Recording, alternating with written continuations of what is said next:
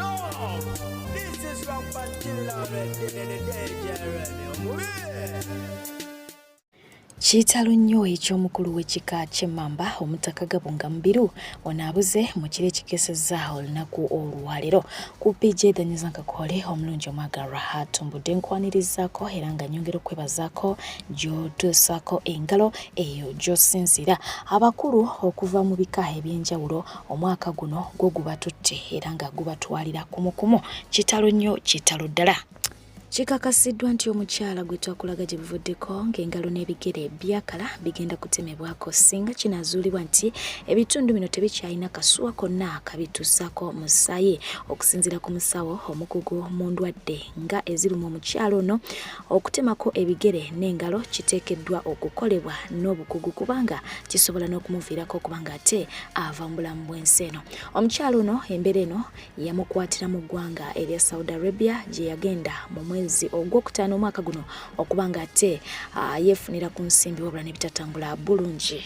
Yo poliisi eri ku muyigo gw'omukyala oyo gw'olengera mu kifaananyi atategerekese ku mannya oluvannyuma lw'okubba oba okubuzaawo bebe ow'emyezi obwezi oyo gw'olengera mu kifaananyi gwe wenna amulengeddeko eyo genda mu maaso okubanga ate otuukira poliisi ekuli okumpi nga tannatuusa bulabe ku mwana ono. Omukyalo ono mu kifaananyi isuubira bangi mumumanyira mumutegeera bulungi mumujjukira abaalaba nnyo stories anema omukyalo ono yatrendinga nnyo ebifaananyi bye byakozesebwa nnyo olw'ensonga nti bangi yabakwasa ennaku oluvannyuma lw'okumenya ennyumba ye wabula ate nga Nema emaze okumenya ennyumba ye wennyini awo yapangapangawo ebibulooka ebyo byennyini Nema bye yali emenye mu mayumba gaabwe n'afunayo n'ekitundubaali n'atandika okuba nga ate yeewogomamu wabula oluvannyuma Nema yatandika okuba nga ate etegeeza abantu bano baveewo bagende ddala completely naye nga bambi abasinga baali tebalina we badda bakwatibwa ne batwalibwa eruzira era nga y'omu ku bo abali eruzira essaawa eno wabula ngono olunaku olw'enkya agenda kuba nga ate alabikako mu kkooti ne banne. Nga bulijjo yo enkuba bw'etonnya mu Kampala gibamiranga myerere n'ebitundu ebirala oluvannyuma lw'amazzi okuba nga ate ebiseera ebisinga gesolosa mu maduuka wamu ne mu mayumba g'abantu wabula nga ku mulundi guno abantu ba Owino bo bakiguddeko emaali yaabwe eyo yayonoonekedde ddala abasinga obungi abatunda engoye abatunda engatto abatunda ebyokulya amazzi gayingidde mu midaala gyabwe bano bakoowodde bekikwatako kubanga ate babataasa babazimbire bulungi saakidatta amazzi gano tegawaganya kubanga ate gatuuka gye bakolera naye nga ku Jinja Road nawe kyabadde kitokota si kisaanikire. Tuli eno ku Jinja Road tuli mu kuvuba ku mmotoka. Jinja Road lwe luguudo olukyasinze okutambuza abantu okubajja Jinja mpaka e Kampala. Jinja Road bweti bwefaanana amakubo go bambi malungi nnyo nga woogalaba tuvuba mmotoka tetukyavuba byennyanja labe miliyoni ebikidde awo we tuli essaawa ya leero katuvube ku mmotoka mwebale nnyo mwebalire ddala tukolera amakubo Jinja Road yino. Bo bajjajjammwe ba boyfriend bammwe bakyala bammwe abagenze mu nyegenyege bataata bamaama bakojja basenga kitokota jjukira nti olunaku olwaleero lwe bakiwunzika batandika ennaku z'omwezi nga 14 wabula ng'omukulu amanyiddwa nga Suna Ben y'omu ku ba DJ abakyamudde abantu nga bw'omanyi ebibye emiti gyavuddeyo era nga babadde nga abaliko lubaale wabula ng'omukyala amanyiddwa nga Rebecca Altwala Kadaga yayitiddeyo mu kiro ekyakeseza olunaku olwaleero era ng'ono yagenze maaso okuba nga ate asuubiza bonna abali mu nyegenyege nti agenda kukola ekisoboka kyonna ayongera okubanga ate alwanirira nyegenyege ereme kubanga ejibwawo kubanga ye bwagitunulira bwati nti erina kinene nnyo kyegenda okubanga eyongera ku ggwanga lya Uganda gye bujja mu maaso.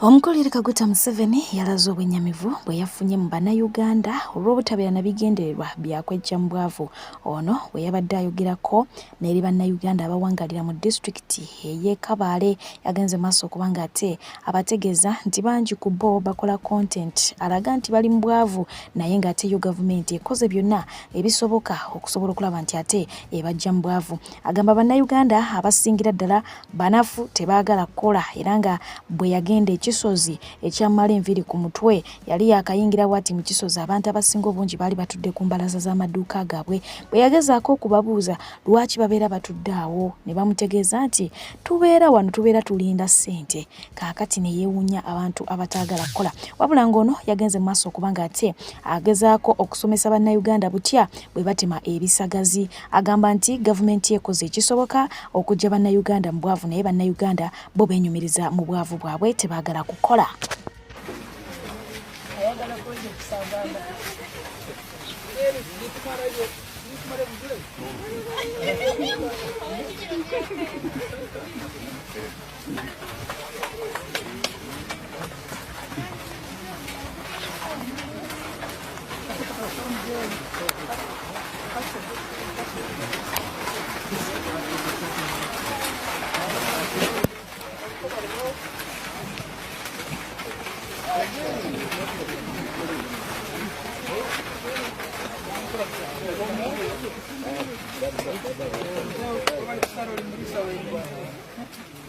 naye nga yo omugramanyiddwa nga Bebekol muyite Big Sizer yayongedde okubanga ate atendereza gavumenti y'omukulu Museveni nga bw'ekoze ennyo mu ggwanga ly'e Uganda. Ono yagenzeeko mu sekita y'ebyenjigiriza n'ategeeza nti gavumenti yazimba amasomero ga gavumenti wadde nga si ge gali awo agatuukanye n'omutindo naye gakoze kyamaanyi nnyo okubanga ate gasomesa abaana b'eggwanga to the extent nti abaana kaakati baayiga okunaaba engalo. Amasomero ago gayigiriza abaana okunaaba ki mu ngalo, teri atamanyi kunaaba mu ngalo. Bwe tudda ku mupiira gwe twali twakajjako engalo jojuzi gwe twasamba ne South Africa gye tukubira goolo 2-1. Bannayuganda abasinga obungi bagenze mu maaso kubanga ate beetikka Speaker wa Parliament omukyala Anita Ntamonga n'omukramanyiddwa nga Pastor Aloysius Bujingo. Mbu bano be batwala ebisiraani mu kisaawe tebaba kugendayo, Uganda teyandikubiddwa. Weewaawo t-shirts nnyingi ezaakubibwa naye nakutuusaako ntonotono era nga kuliko ebigambo eby'enjawulo. Eyo no yakubako omutwe ogulimu ebirowoozo by'emmwanyi era nga yawandiikako ebigambo ebigamba nti munnange lwaki osiriikiridde kikyolowooza oba kyekiri ku birowoozo byo nti mmwanyi ze zindi ku mutwe. So ebyemmwanyi ebyo byo bwenjogera kati mpaawo abyogerako byasirika so nga ate esaidi eno noye yayambala n'agamba nti kinankole kiki. Bino bigambo bya Charles wa Asia ye yabyogera bwe yali alaba ebifaananyi bya Gloria Bugi bw'atyo nga yeebuuza oba kinankole nga kimusobedde. Ate nga ono ye yawandiika n'agamba nti twagala Pentagoni. Ebigambo byateeka ku ki ku t-shirt ye era teyakomaawo bangi bagenda maaso okubanga ate bamupostinga nga munange baagala obubaka buno butuuke ew'omusumba Aloysius Bujingo. Bannayuganda omutemu wuuyo.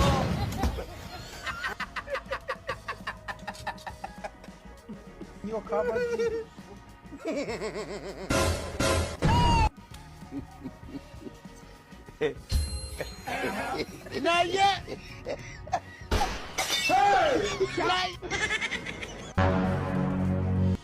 mutabani wa Bebekol ennaku ezabadde ayisibwamu eggaali era nga taata we yali yavaayo n'ateeka abagulu ku nninga. Lwaki omwana bamuteeka ku katebe naye nga waliwo diehard eyavuddeyo bw'atyo naye n'amuwanikira n'agamba nti Alpha Sally please keep pushing, Chan is in the corner, Uganda is proud of you. Kakati nno ye mamazu kano olwabadde okubanga ate akalaba bw'atyo n'agenda maaso okubanga ate akapostinga asobole okubanga azaamu mutabani we amaanyi. Naye nga ye muzungu boda ejjukira nti oyo naye amawulire gamutambulako nga bwe yali ya reporting okuva mu ggwanga lya Uganda adde ewaabwe emitala w'amayanja. Wabula nga ate bo abamwagala ennyo naye bwe batyo bakubisizza ebipande bye ne babitwala ennamboole ne bakola ki ne babiwanika okumulaga nti bamwagala era bamumisinga. Wabula nga ye gye yabadde yagenze maaso okubanga ate atuwandiikira n'atugamba nti akadde konna akomawo wano e Uganda kubanga ebintu tebiringa mubirowooza wabula yali agenze kulumbe lwa kamyuke ewaabwe eyo bwakamyuke kaafa so yagendayo kubanga akola ki abeerayo mu lumbe so akadde konna akola ki akomawo.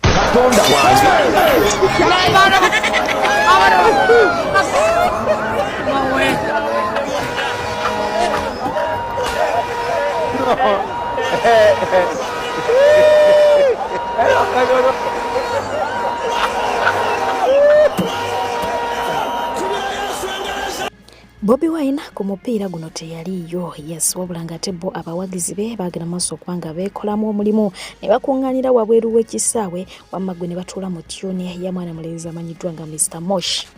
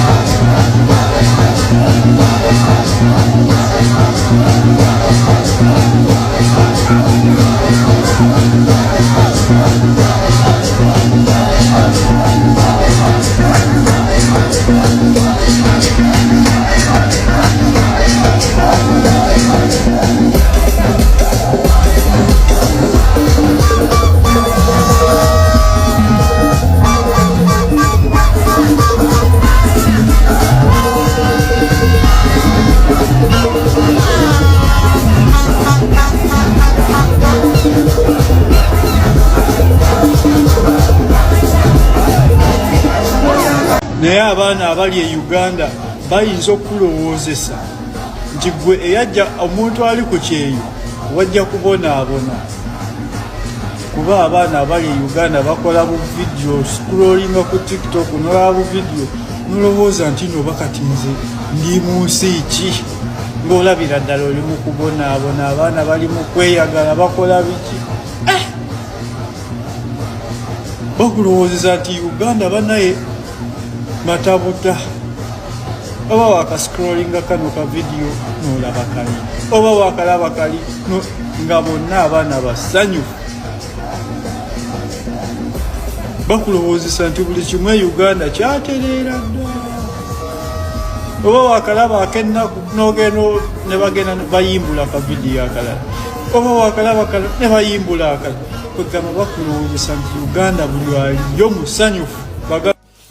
abali emitala w'amayanja bo mwe abali Uganda bwe mutombaleka mu bintu ebimu so nga ate mu bimu mubakwasa ennaku oba okitegeera naye nga ye omukulu amanyiddwa nga Robert Kyagulanyi Ssentamu bw'atyo yalagiddwa omukwano yasanga omukyalo ono bambi akuliridde mu myaka ng'era bw'omulengera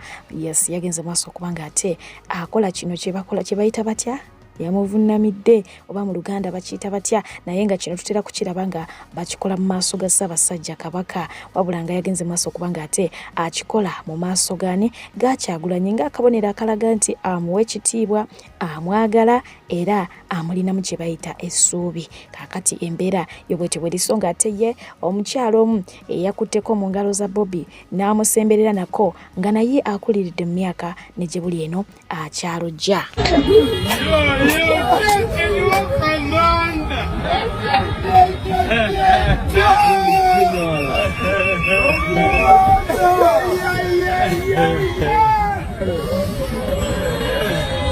William Senseka Bobi Wine wamulabyeko omukama bulijjo nkulaba mu kifaananyi ne kati nkulaba njogera nawe nga mpulira olwo n'engalo nze nzikutte muti talina ate naye tiyazisise paka nze wenatadde kankulekera emirembe gya Mukama tambula bulungi otuuke bulungi nnyo nga n'omutwe agugyeyo bulungi mu mmotoka nga ebirowoozo biri ku ddoola tukwataganye bulungi mu ngalo ne muzzaamu nakano akabannabuddu ne mugamba obeewo nkwagaliza buwanguzi ssebo Mukama abeere naawe naye nkwagaliza buwanguzi togooka genda mu maaso nti nga bwawuuna ne wawulira otya nga omulebe nga njagala nnyingire ntuule munda waali banvugeko bantuuse ennata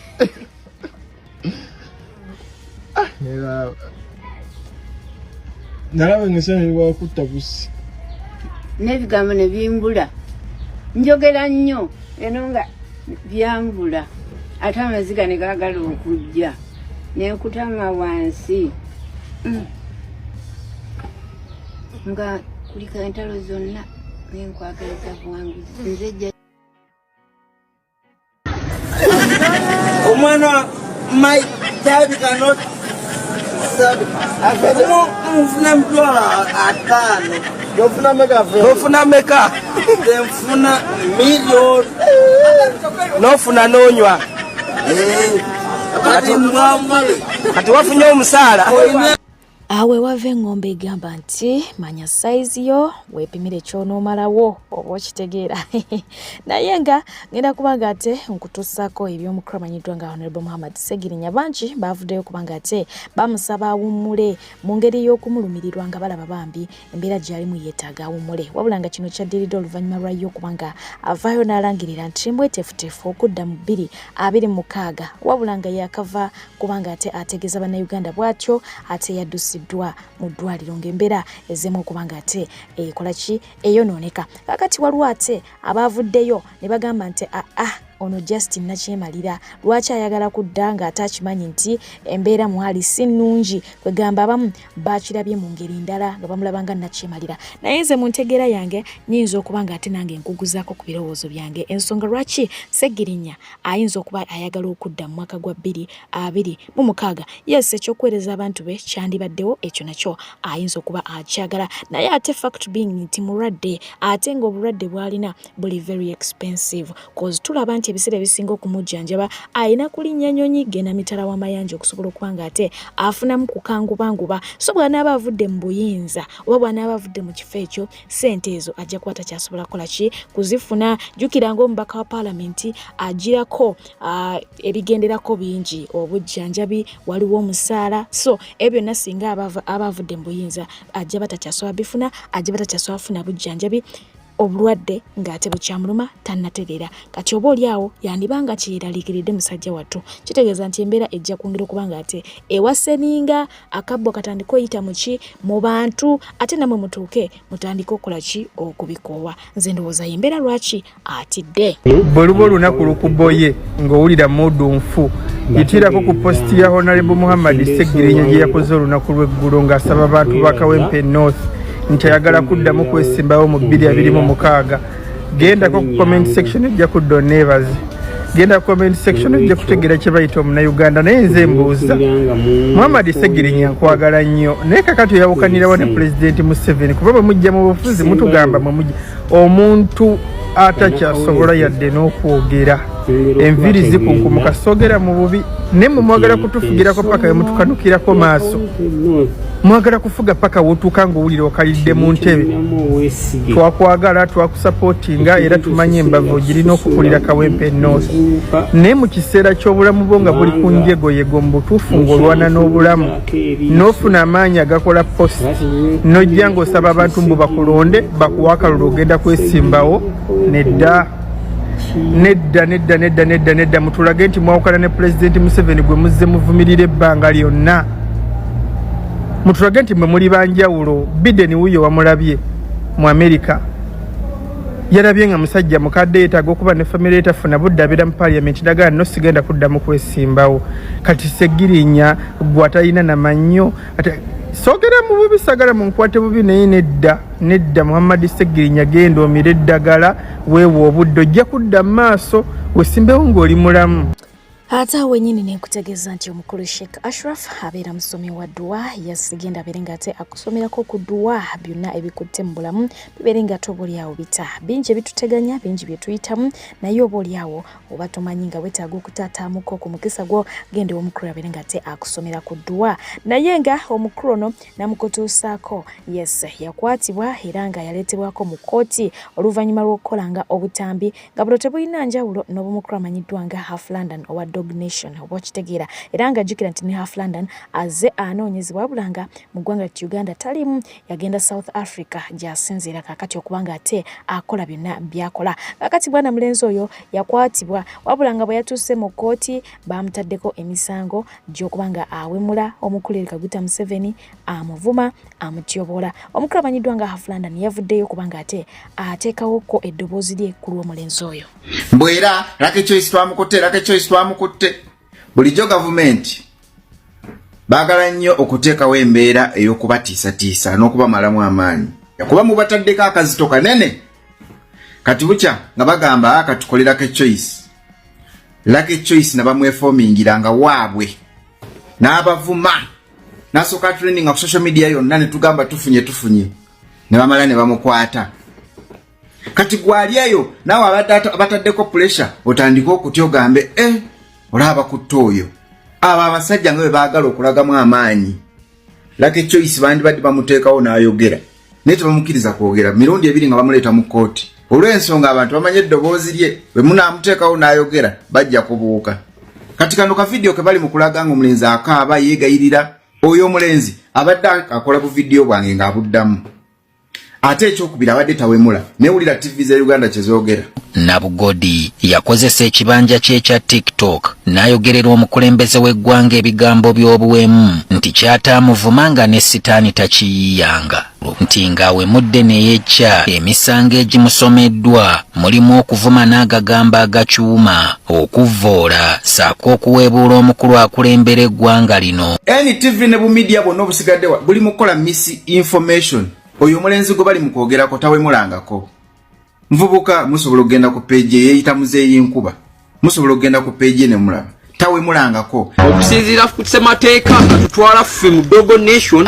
kulembeze w'eggwanga lino obunaanibwa emisango 3 naye omusango ogusooka gwe kufuga eggwanga lino kuva nga nkyali muto paka n'enkula ogwo gumu. Omusango ogwokubiri tozaalibwa mu ggwanga naye olifuga. Dogo Nation tekikkirizibwa. Ejebiri. Omusango ogwokusatu gwe kukusomako mu history ate nenkusanga mu reality. Jesatu. Mu kavidi yako kolabye wawe yawemulidde era byayogerako si bituufu. Emitwe gyammwe mikadde temukyasobola kulowooleza ggwanga. Ffe munnange tulina intelligence Lucky Choice omutuufu tumumanyi ne ku media kwali ne kati kwali ku TikTok tumumanyi abakolera. Kyovula bono minister w'omutwe simanya yani Balamu mubaleesa akuuma buli wokolera video bajja kukwata byakwongera bateeka mu katengo na kubatiisatiisa boyi tugenda bakuba mujja tuwulira. Kakati ate nojjolaba ono anange abantu tebamanyi nnaku yaabwe okubeera ow'amazima. Ono yavuddeyo n'awemula Mama Fiina n'akola akatambi ng'akozesa ebigambo ebigumu ddala byesaagala tteeka wano. N'agenda maaso okuba ng'ategeeza eggwanga nga bwe yeebase oba bwe yeebaka ku Mama Fiina na biki bye yamusangamu. Kaakati n'owenjogera baamukutte naye nga tebannamukwata yasoose kukola katambi kakola ki kavaayo kwetonda. Sinabagamba TikTok bw'onoogikozesa obubi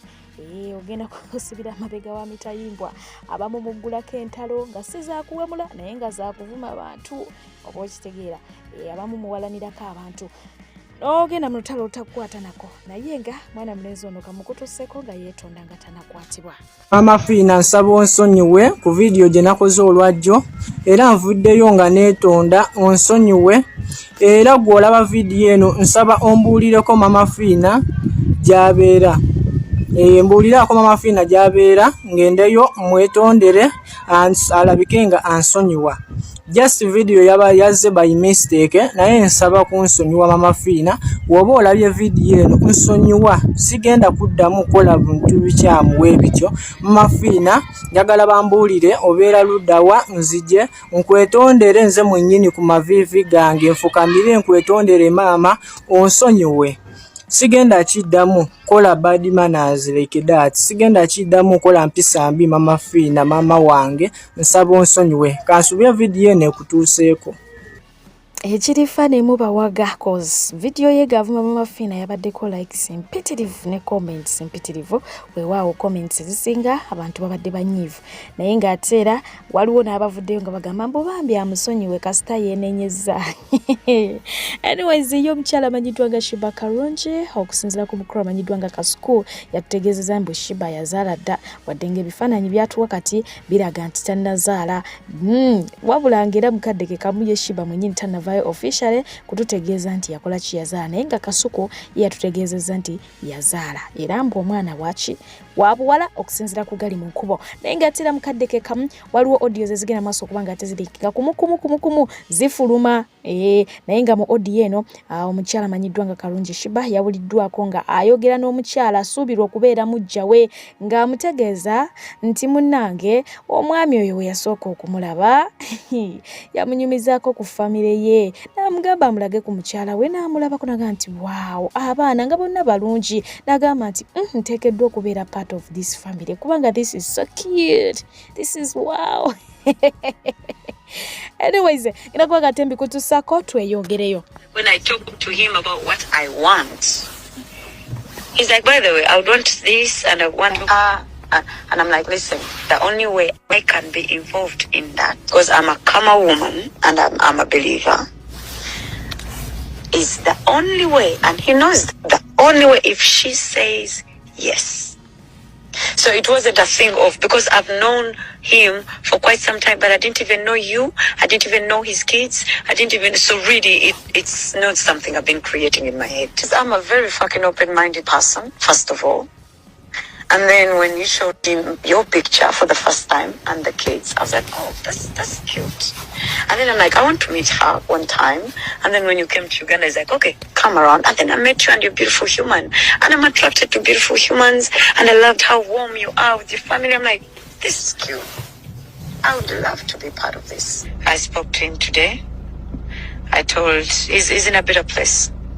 I spoke to him today. I told him to make sure he understands your side. It's not about what he wants.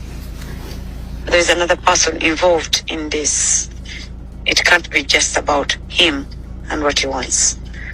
We talked for almost an hour and he understood.